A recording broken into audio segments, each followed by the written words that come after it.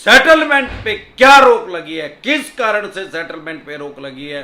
कोई भी बैंक या एनबीएफसी कंपनी अब सेटलमेंट नहीं करेगा, फिर चाहे आपका अनसिक्योर लोन है, सिक्योर लोन है, scooter, motorcycle, car, jeep, truck, बस, मकान, दुकान, जमीन जायदाद, फैक्ट्री, कारखाने का है, स्कूल का है, कॉलेज का है, बंगले का है, कोठी का है, या आपका कोई शोरूम का लोन है, क्रेडिट कार्ड का है, गोल्ड लोन है, अन्य किसी भी तरह का एजुकेशन लोन है, सीसी लिमिट है, ऑडी लिमिट है, या अन्य किसी भी तरह का कोई भी लोन है, अब उसमें सेटलमेंट नहीं होगी। साथियों, आज मैं मुंबई आया हुआ हूं। अगर आपको या आपके किसी भी यार प्यारे रिश्तेदार को लोन से रिलेटेड कोई भी दिक्कत परेशानी है, आप मुंबई में ही रहते हैं, तो आप मुंबई में मेरे से पर्सनल मीटिंग कर सकते हैं, पर्सनल एडवाइस ले सकते हैं। फिर आपका लोन चाहे 2 करोड़ का है, 5 का है, 25 का, 50 करोड़ का, जितने भी करोड़ का आपका लोन है, लोन से रिलेटेड जो भी डॉक्यूमेंट्स आपके पास है वो सभी लेके आप मेरे से पर्सनल मीटिंग कर सकते हैं, पर्सनल एडवाइस ले सकते हैं। मुंबई में हमारे साथ जुड़ने है, क्या प्रोसेस है, आपकी स्क्रीन पे कमेंट बॉक्स के अंदर एक नंबर आया हुआ है 9306347314। इस नंबर को सेव करके व्हाट्सएप मैसेज करें, तुरंत प्रभाव से रिप्लाई आएगा कि कैसे आप हमारे साथ टेलीफोनिकली जुड़ सकते हैं, पर्सनल मीटिंग कर सकते हैं। तो सेटलमेंट कोई भी बैंक या एनबीएफसी कंपनी करता क्यों है, और क्या कारण है कि हर 3 महीने के बाद सेटलमेंट या तो होती है, या उसकी स्पीड बढ़ जाती है, या ये बोलना शुरू कर देते हैं कि अब सेटलमेंट नहीं होगी। क्योंकि जितने भी हमारे देश में बैंक एनबीएफसी कंपनी है, यानी कि हमारे देश में 100 से भी ज्यादा बैंक एनबीएफसी कंपनी काम कर रहे हैं। हर बैंक और एनबीएफसी कंपनी का एक नियम है कि वो क्वार्टरली अपना लेखा जोखा देखते हैं, मतलब हर 3 महीने में अपना हिसाब करते हैं। इसको बोलते हैं क्वार्टरली क्लोजिंग। अब जब भी 3 महीने में होती है, अब 3 महीने में होती कब कब है, मार्च, जून, सितंबर जो कि अब चला हुआ है, दिसंबर, और उसके बाद फिर मार्च, यानी कि एक साल में 4 बार। सबसे ज्यादा प्रेशर कब आता है, मार्च के महीने में। वैसे तो हर 3 महीने में जब भी क्लोजिंग होती है तो चवन्नी छाप सारा अपना जोर लगा देते हैं, साम दाम दंड भेद, क्योंकि इनका इंसेंटिव बढ़ जाता है, कमीशन इनकी बढ़ जाती है इस महीने में, जिसको बैंकिंग की भाषा में इंसेंटिव कहते हैं। और कहते हैं कि मोहब्बत और जंग में सब कुछ जायज है। अब ये करते क्या है, चवन्नी छाप लोगों को परेशान कर रहे हैं, हरास कर रहे हैं, गाली गलौज कर रहे हैं, सेटलमेंट के लिए लोगों को प्रेशराइज किया जा रहा है। बहुत से आदमी हमारे पास कमेंट कर रहे हैं कि सर सेटलमेंट अब हो ही नहीं रही है, ये चवन्नी छाप बोल रहे हैं कि अब सेटलमेंट ही बंद हो गई है। सबसे पहले तो कोई भी बैंक या एनबीएफसी कंपनी सेटलमेंट क्यों करता है भाई? कोई आदमी ने आपको 10 लाख रुपए दिए हैं तो वो 2.5 लाख रुपए क्यों लेगा भाई? उसने तो ब्याज पे आपको पैसा दिया, इंटरेस्ट पे दिया, उसको तो अपना इंटरेस्ट भी चाहिए, ब्याज भी चाहिए, और उसने उसमें लिखवा रखा है कि मैं प्लेंटी भी लूंगा, जुर्माना भी लूंगा। अब क्या कारण है कि वो आपसे प्रिंसिपल का भी 25% लेने के लिए तैयार हो जाते हैं? भाई वही लगी फटने, खरात लगी बटने। अनसिक्योर लोन है, इनको पता है अनसिक्योर लोन में इसका बिगड़ेगा तो कुछ है नहीं, ज्यादा से ज्यादा चेक बाउंस का केस कर सकते हैं। इनके पास ब्रह्मास्त्र है, सबसे बड़ा हथियार इनके पास यही है। अगर ये इनका चला दिया इन्होंने, इनके पल्ले घंटा नहीं है, फिर तारीख पे तारीख मानने सुप्रीम कोर्ट तक जाते 40-45 साल लग जाते हैं।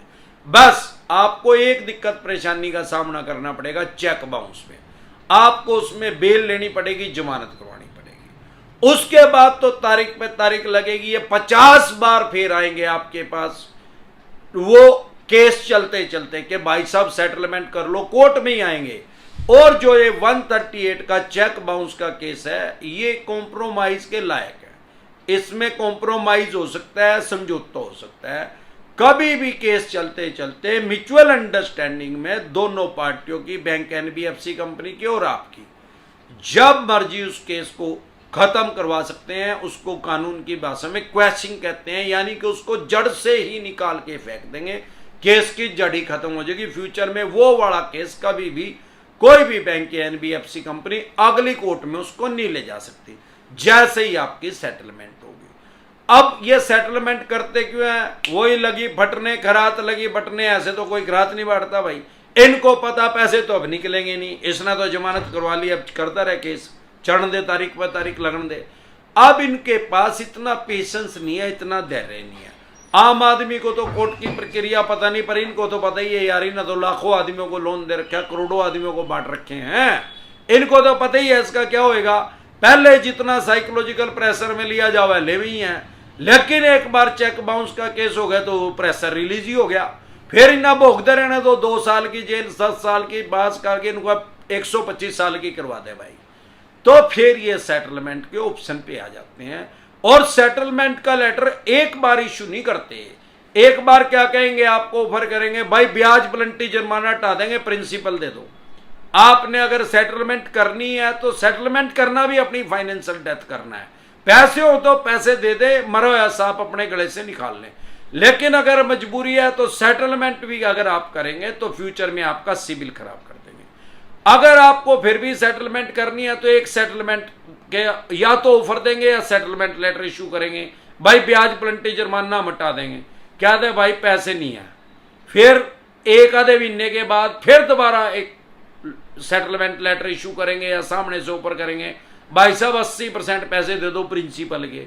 फिर नहीं दिए तो 60% पे आ जाए, फिर नहीं दिए तो 40% पे आ जाए, फिर भी नहीं दिया, इनकी कतई कांच लिकट जाए, 1.5-2 साल हो जाए, तो फिर ये 25% पे भी सेटलमेंट कर लेते हैं अगर आपका अनसिक्योर लोन है कोई। और सिक्योर लोन में भी सेटलमेंट होती है, किस सिनेरियो में होती है।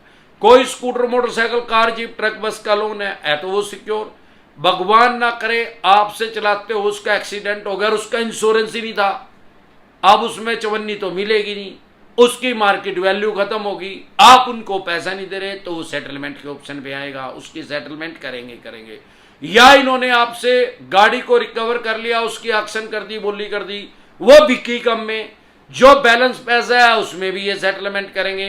वैसे तो वो सिक्योर लोन है, लेकिन अब उसका नेचर चेंज हो गया, बोलने में तो सिक्योर ही रहेगा लेकिन अब वो अनसिक्योर हो गया, क्योंकि उसकी एवज में जो बैलेंस पैसा है ये आपकी और कोई प्रॉपर्टी को अटैच नहीं कर सकते या किसी और गाड़ी को अटैच नहीं कर सकते।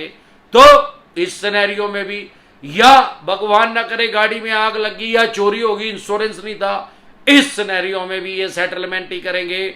अब सवाल ये आता है कि ऐसी कौन सी गाइडलाइंस आई है कि सेटलमेंट होगा ही नहीं।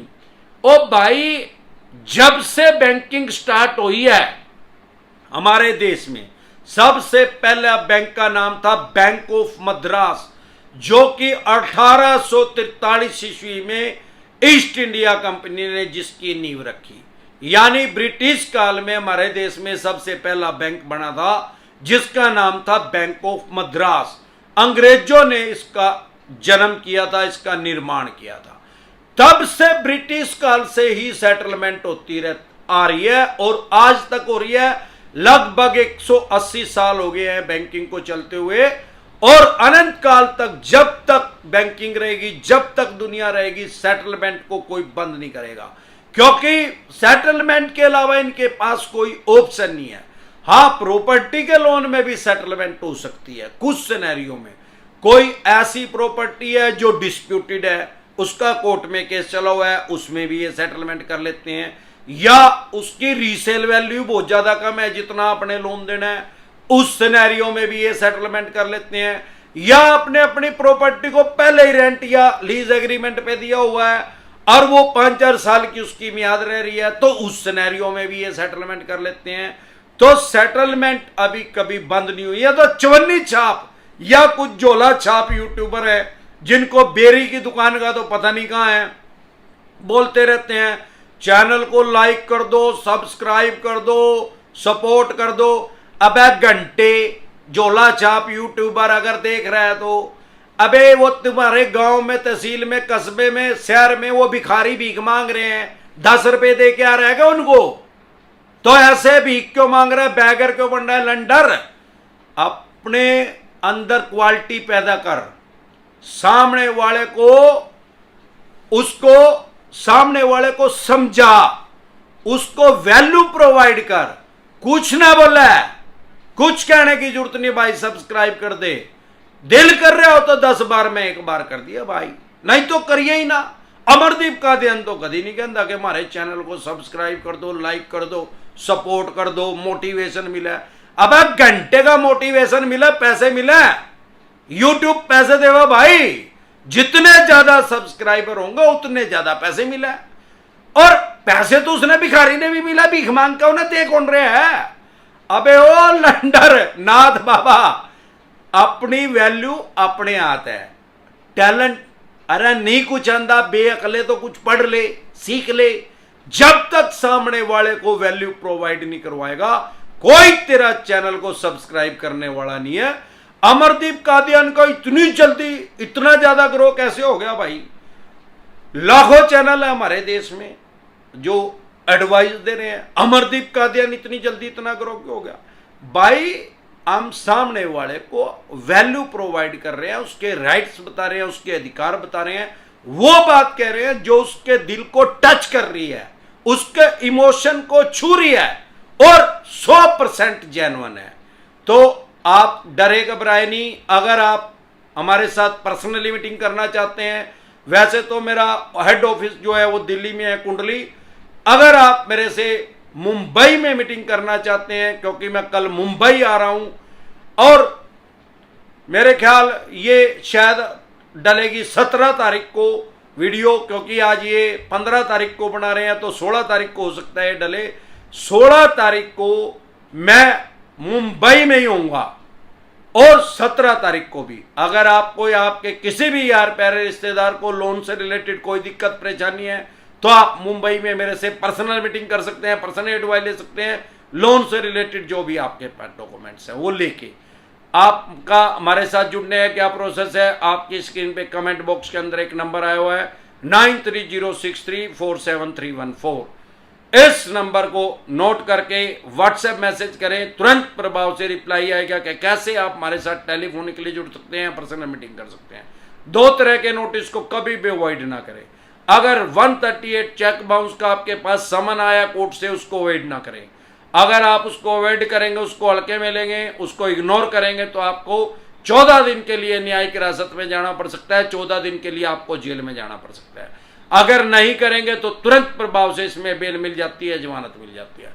इसके अलावा सरफेसी एक्ट का अगर नोटिस आ रहा है 2002 के अकॉर्डिंग, 13(2) का, 13(4) का, symbolic position, physical position DM साहब का, उसको कभी भी हल्के में न लें। अगर आप उसको इग्नोर करेंगे तो आप अपनी प्रॉपर्टी से हाथ धो बैठेंगे। फिर वो मकान, दुकान, जमीन, जायदाद, फैक्ट्री, कारखाना, स्कूल, कॉलेज, बंगला, कोठी, शोरूम, जिस भी प्रॉपर्टी पे, जिस भी एसेट पे रख के आपने इनसे लोन लिया है, आपने इनसे सीसी लिमिट लिया, ओडी लिमिट लिया है, लैब करवाया लोन अगेंस्ट प्रॉपर्टी, उसकी एक्शन कर देंगे, बोली कर देंगे, सेल कर देंगे। जैसे ही आपके पास सरफेसी एक्ट का नोटिस आए, तुरंत प्रभाव से लीगल एडवाइस लें। अगर आप टेलीफोनिकली हमारे साथ जुड़ना चाहते हैं, पर्सनल मीटिंग करना चाहते हैं, आपकी स्क्रीन पे कमेंट बॉक्स के अंदर एक नंबर आया हुआ है 9306347314। अगर आप मेरे से अहमदाबाद में भी मीटिंग करना चाहते हैं तो हमारा वहां ब्रांच ऑफिस है, दिल्ली दरवाजा, दिल्ली दरवाजा के नाम से जगह है, वहां पे हमारा ब्रांच ऑफिस है। वहां पे आप हमारे से पर्सनली मीटिंग कर सकते हैं, मेरी टीम से बात करके। एक बार जोर से मिलकर नारा लगाएंगे, जय ससुराल वालों की।